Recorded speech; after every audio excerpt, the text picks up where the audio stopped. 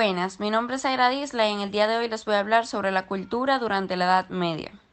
La Edad Media es un periodo larguísimo de la historia occidente. Suele dividirse en dos grandes periodos, el románico y el gótico, que suponen dos concepciones distintas del mundo. El primero recibió la influencia del feudalismo y el segundo coincidió con el gran cambio social al que asistió con el nacimiento de las ciudades. En la Alta Edad Media se produjo un gran vacío musical. Todo estaba en contra de la evolución. En el ámbito social no había estabilidad. Cada región tenía un señor feudal y las guerras eran constantes. La notable unión conseguida por el Imperio Romano había quedado disgregada y había muy poca comunicación entre las poblaciones. Hizo falta mucho tiempo para que hubiera unas mínimas garantías de supervivencia y la tranquilidad necesaria para que pudiera aflorar algún tipo de cultura. Solo una institución mantenía una cierta estabilidad y estructura organizativa donde poder dedicar algún tiempo a cultivar el espíritu: la iglesia. Los monasterios eran focos donde se conservaban y copiaban las obras de la antigüedad y desde donde los monjes salían para predicar y enseñar a los campesinos. Por lo tanto, a la iglesia se le debe la mínima continuidad musical con el legado de la antigüedad greco-romana. Muchas gracias. Pasamos con mi Mi nombre es compañera. Nicole Isabel y por este medio voy a estar hablando acerca de la educación en la Edad Media. Hemos comentado en clase que la Edad Media, en un altísimo porcentaje de la población, era analfabeta. Las personas que sabían leer y escribir eran los clérigos, es decir, los hombres sabios, letrados con estudios escolásticos, aunque no fuesen religiosos. La educación en la Edad Media se impartía inicialmente en las escuelas de los monasterios y se centraba exclusivamente en aquellos que iban a formar parte del clero. Lógicamente, los conocimientos que recibían estaban muy vinculados con la iglesia. Aprendían naciones de liturgia, oraciones y la Biblia. Era una enseñanza fundamentalmente memorística. Los alumnos repetían lo que tenían que aprender hasta que lo memorizaban. Muchos de ellos no sabían ni leer ni escribir, aún así aprendían de memoria los conceptos básicos y con ello era lo suficiente. Los futuros sacerdotes sí debían aprender a escribir y leer en latín, que como sabemos era la lengua de cultura y la liturgia católica. Mi nombre es Samuel, soy parte del grupo número 2 y voy a estar explicando sobre el método experimental. El método experimental, también conocido como científico experimental, se caracteriza porque permite que el investigador manipule y controle las variables de un investigador tanto como pueda, con la intención de estudiar las relaciones que existen entre estas con las bases del método científico. Se trata de un proceso que se utiliza para investigar fenómenos, adquirir nuevos conocimientos o corregir e integrar conocimientos previos. Se utiliza en la investigación científica y se basa en la observación sistemática, la toma de mediciones, la experimentación, la formulación de pruebas y modificación de hipótesis. Este método general se lleva a cabo a las diferentes ramas de la ciencia, como la biología, la química, la física, la geología, la astronomía, la medicina, etc. La principal característica del método experimental implica la manipulación de las variables. Gracias a esto es posible observar y registrar las conductas de dichas variables para así anticipar resultados y explicar comportamientos o circunstancias. Con el método experimental se busca obtener información que sea lo más precisa posible y sin ambigüedades. Esto se consigue gracias a la aplicación de operaciones y procedimientos de control. A través de esto se puede afirmar que una variable determinada influye de tal forma en otra.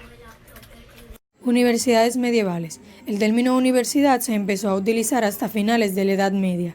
Anteriormente se le conocía como Studium Generale. Era una institución fundada y confirmada por alguna autoridad como el Papa o un emperador. Los miembros de esta entre el siglo XIV y XV gozaban de un gran número de derechos, como contar con los ingresos económicos de la Iglesia, estar asentados de los pagos de impuestos, evitar participar en el ejército y, si tenían algún título de doctor o maestro eran considerados como de alto rango, pero no todas las universidades contaban con la aprobación del Papa ni con los beneficios. Las universidades se diferenciaban una de la otra, haciendo notar que eran comunidad de maestros y estudiantes dedicados a la educación superior.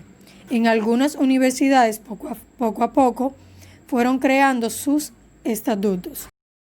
Los derechos en las universidades medievales. No toda la comunidad universitaria contaba con los mismos derechos y beneficios. Estos se limitaban a maestros y alumnos pudientes, los cuales tenían el control de la misma, mientras que los demás solo participaban en pequeñas labores de la institución. Si los maestros eran contratados, como pasaba en algunas universidades, estos no pertenecían a la comunidad universitaria, pero tenían su propia organización. Todas las universidades estaban divididas en facultades, tanto para maestro como alumno, abarcando campos como el arte, la teología, el derecho y la medicina. Las universidades eran universales, manteniendo su influencia más allá de los límites políticos y religiosos. El método de enseñanza era el escolástico, donde el uso del latín era común y los tipos de ejercicio en todas las facultades eran la elección y la disputa. Estos ligaron la enseñanza a los exámenes, principalmente de forma oral y a través de ejercicios. Mi nombre es Juliana Pagares y les estaré hablando acerca del origen y desarrollo de las universidades medievales. En ese mismo sentido, el significado de la palabra universidad en el latín medieval hace referencia a una institución de enseñanza superior, y todavía hasta la fecha los predecesores de las universidades modernas fueron los monásticos, los episcolas y los catedralicias, donde se estudiaban las artes liberales, las cuales eran 7 y se dividían en 2 grupos. El primer grupo está el trivium, que significa en latín 3 caminos y comprendía la gramática, la dialéctica y la retórica. Por otro lado está el quadrivium, que significa 4 caminos y agrupaba las disciplinas que tenían relación con las matemáticas, como la aritmética, la astronomía, la música y la geometría. Estas universidades se desarrollaron principalmente en Francia, luego en Italia y posteriormente se extendieron por toda Europa. La primera universidad europea apareció en la ciudad de Bolonia, en Italia, y más o menos a partir de entonces se fueron desarrollando las demás universidades que tenían como principio fundamental de enseñanza el derecho romano. Las primeras universidades grecolatinas cristianas, como mencionamos anteriormente, fueron fundadas principalmente en Francia, Italia y España, pero dividieron la orientación de sus estudios. Por ejemplo, la Universidad de Bolonia era fuerte en Derecho, la de París en Teología y Filosofía, la de Oxford en Matemáticas, Física y Astronomía, y la de Montpellier en Medicina. Ya por último, es preciso mencionar que entre 1200 y 1400 se crearon alrededor de 52 universidades en Europa. 29 de ellas fueron erigidas, es decir, fundadas por el Papa. Ahora bien, les estaré hablando acerca de la filosofía medieval, específicamente de la escolástica. Y es que habitualmente pensamos en la Edad Media como una época oscura, sumida en el misticismo religioso.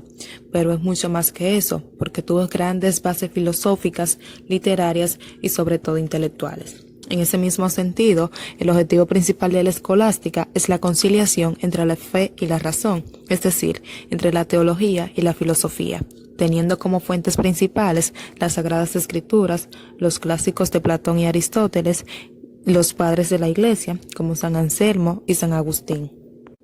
Obviamente, en función de esto, existía un criterio de autoridad. Se creía en estas fuentes, pero no solamente se reproducían y memorizaban como solemos pensar, sino que también se daban lugar a la duda y a la investigación, la interpretación de los autores a través de la comparación, el uso del razonamiento lógico aristotélico y también estaba presente el debate. En ese mismo sentido, la escolástica es un método pedagógico o un método de enseñanza que consta de 2 partes fundamentales. En primer lugar, la lectio, que es donde el maestro exponía los textos y comparaba con otros textos relacionados, y la question, que resulta ser la parte más importante de esta metodología, donde el estudiante expresaba sus preguntas, dudas y también si difería con el tema planteado. Por último, es preciso destacar que el objetivo de la question no solo se buscaba refutar las tradiciones, sino más bien comprenderlas de una mejor manera.